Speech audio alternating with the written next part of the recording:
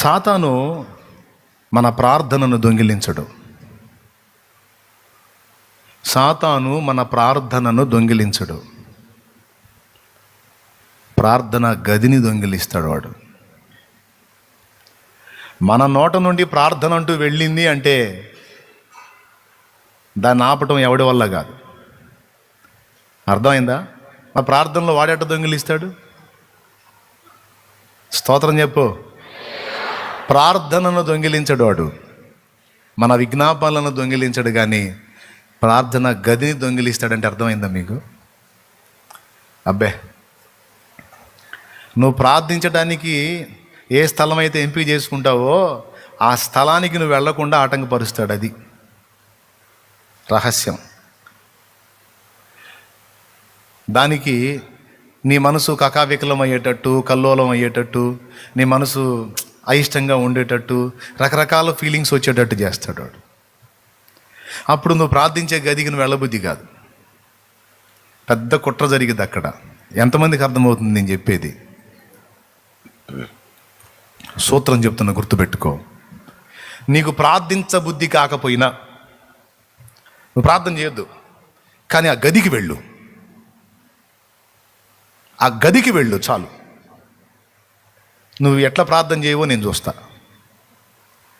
నువ్వు చేయొద్దు నేను చేయను అనుకోనే పో. నువ్వు వెళ్ళి ఆ గదిలో కూర్చో, చతికిలు పడి కూర్చో, మోకాళ్ళు కూడా లేదు, చతికిలు పడి కూర్చో.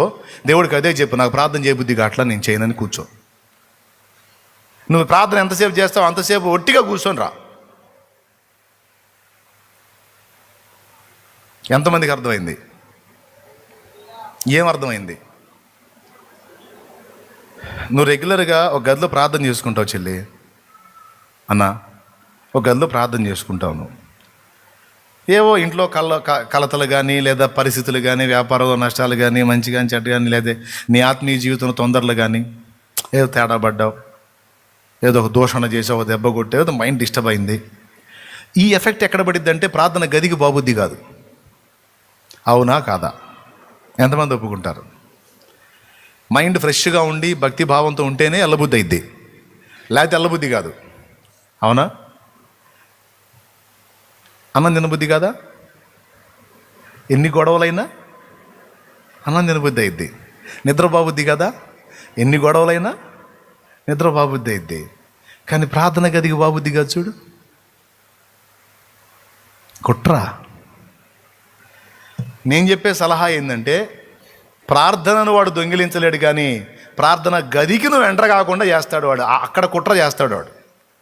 నేనంటాను ఏంటంటే, సరే ప్రార్థన చేయొద్దు, నేను చెయ్యను అనుకునే పో. ఆ ప్రదేశంలోకి పోయినప్పుడు అక్కడ దేవుడు నీ కొరకు ఉంటాడు, ఆయన చూసుకుంటాడు. ఇక నేను అందుకే లెగిస్తే ప్రార్థన తోటకు పరిగెత్తేది. లెగిస్తే ఎందుకు ఆడ పరిగెత్తాను తెలుసా? ఆ ప్రాంగణంలోకంటూ ఎంటర్ అయితే తర్వాత కార్యక్రమం దేవుడు చూసుకుంటాడు. ఇక ఆయన ప్రదేశంలోకి అడుగు పెడితే ఆటోమేటికల్ లాగి కూర్చోబెడతాడు, కూర్చోరేడానికి. ఆయన దరికి చేరకుండా అడ్డగిస్తాడు వాడు శత్రువు. అది వాడు చేసే కుట్ర. Praise the lord. ఇంట్రెస్ట్ ఉంటే రాసుకో తల్లి, మమ్మ కాదు, పెద్ద జ్ఞాపక శక్తి ఉన్న దానిలాగా ఓవర్ యాక్షన్ చేయవక రాసుకోమ్మా, రాసుకోయ్యా. ఉపయోగపడిద్ది, జీవితకాలం ఉపయోగపడిద్ది. ముంగమూరి దేవదాసయ్య గారు పెద్దోళ్ళ మాటలు పెరుగన్న మూటలని ఒక అద్భుతమైన సామెత ఉంది ఈ లోకంలో. పెద్దోళ్ళ మాట చద్దన్న మూట అని. అందుకే పెద్దోళ్ళ మాటలు వినండి అయ్యా అని చెబుతాను నేను. అందుకు చెడ్డోడిని నేను. కొంతమంది దరిద్రులకి తొందరపడి ఎవరిని తోలనాడవాకండ్రా, వాళ్ళ అనుభవాలు అంత లేవు మన వయసులు. పెద్దోళ్ళు ఒక మాట చెప్పారంటే దాన్ని బోల్డ్ అంత అనుభవం ఉంటుందిరా, ఎచ్చులు పడవాకుండా వాళ్ళు ఏం చెబుతున్నారు ఏమన్నా రాని చెబుతాను నేను నా తోటి వాళ్ళకి. అది నచ్చదు ఒక్కొక్కడికి. ఏం నచ్చకపోతే ఎవడు నాశనం అవుతాడు? పెద్దోళ్ళ మాటలు గౌరవించినోడు బాగుపడతాడు, నచ్చనోడు పోతాడు, ఆడే పోతాడు.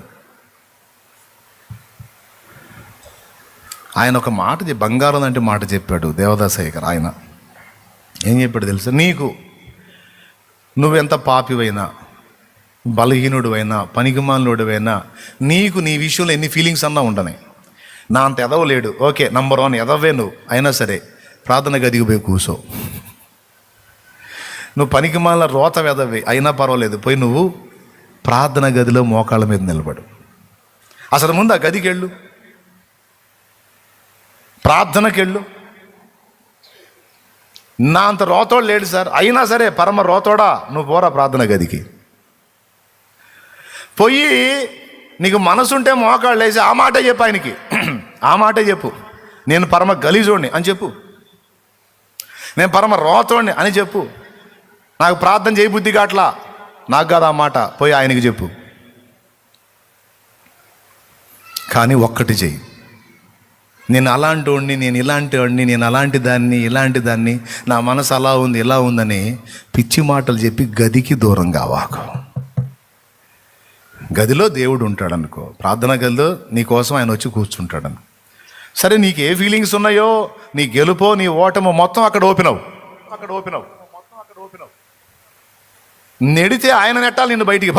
సిగ్గులేని ముఖం పెట్టుకుని చెప్పు అని మెడబట్టు గదిలోంచి ఆయన బయటికి నెట్టాలి. ఎప్పుడన్నా నెడతాడా? అసలు నువ్వు గదిలోకి పోతే నిన్ను దగ్గరకు తీసుకొని గుండెకి హత్తుకుంటాడు ఆయన.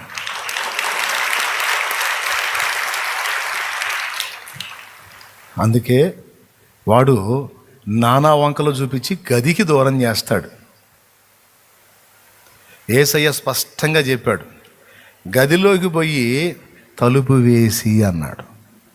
మళ్ళీ గదిలోకి పోయి తలుపు తీసినా సరే మళ్ళీ వీడు బయట ఉండి పిలుస్తుంటాడు. నేను చెప్పాను నిజం. చూడండి, మత్తయి సువార్త 6వ అధ్యాయం, మీరు ప్రార్థన చేయునప్పుడు, చదువు 5వ వచనం, మరియు 6:5, మరియు మీరు ప్రార్థన చేయనప్పుడు వేషధారుల వలె ఉండవద్దు, మనుషులకు కనబడవలని సమాజ మందిరములోను వీధుల మూలలోను నిలిచి ప్రార్థన చేయటం వారికి ఇష్టము, వారు తమ తమ ఫలము పొంది ఉన్నారు. 6వ వచనం చదువు. నీవు ప్రార్థన చేయనప్పుడు నీ గదిలోనికి వెళ్ళి తలుపు వేసి అది రహస్యమందున నీ తండ్రికి ప్రార్థన చేయము. అదిగో, నీవు ప్రార్థన చేయనప్పుడు నీ గదిలోనికి వెళ్ళి తలుపు వేసి అనే మాట ఎందుకు అన్నాడు? 1, జనానికి కనపడకూడదు, 2, సైతానికి గడి కూడా కనపడకూడదు. తలుపు తీసావనుకో జనం మెచ్చుకుంటారు నిన్ను, జనం మెప్పు వచ్చింది, దానివల్ల నువ్వు పొందాల్సింది భూమి మీదే పొందుతావు, అక్కడే ఉండదు. సో తలుపు వేయటం వల్ల నువ్వు గదిలో ఏం చేస్తున్నావో జనాలకు తెలియదు కాబట్టి అది దేవుడికే తెలుసు, అది రహస్యమందు ప్రార్థన అయింది. రెండవది, తలుపు వేయటం వల్ల ఉపయోగం ఏంటంటే, నువ్వు గదిలోనికి వెళ్ళాను అనుకుంటావు కానీ బయట వాడు ఉంటాడు. దరిద్రుడు ఉన్నాడు కదా మనకు, వాడు సిగ్గులేనోడు, తలకాయ బగిలినోడు ఒకడు ఉన్నాడు మనకి, తోక ఊపుతున్నాడే వాడు, తోకనే పెద్ద హడావుడి చేస్తున్నాడు.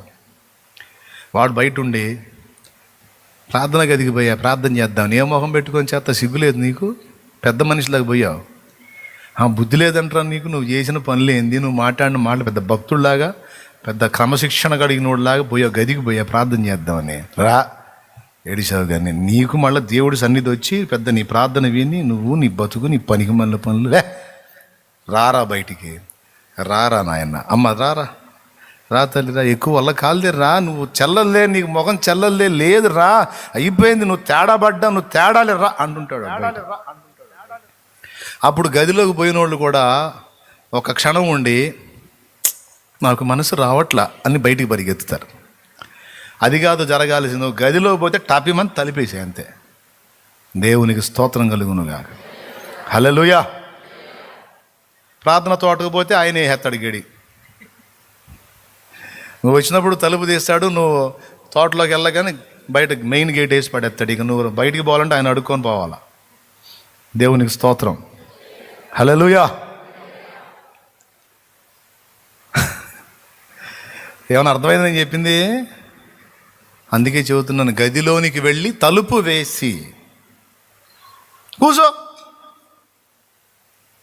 నీకు ఏడు పోతుందా? ఏడు. మాటలేం రావట్లేదా? ఏడు. కూర్చొని ఏడు. నువ్వు తిట్టుకోవాలనిపి తిట్టుకో, అక్కడ తిట్టుకోపోయి. నువ్వు ఎంత తేడానో చెప్పాలనిపిస్తుందో చెప్పుకో, అక్కడ పోయి ఆయన చెప్పుకోపో. నీకు ప్రార్థన చేయబుద్ధి కావట్లేదు, ఆ మొక్క కూడా చెప్పు పాట. కూర్చొని మామూలుగా కూర్చొని సతికిల పడి కూర్చొని చెప్పు, నా ప్రార్థన చేయబుద్ధి కావట్లా, ఆ మాట చెప్పిరా. కానీ ప్రార్థనలో ఎంత సమయం గడప కోరుతావో అంత సమయం కూర్చొని రా. అంతే. అక్కడ జరిగే కార్యం నీకు అర్థమైద్ది.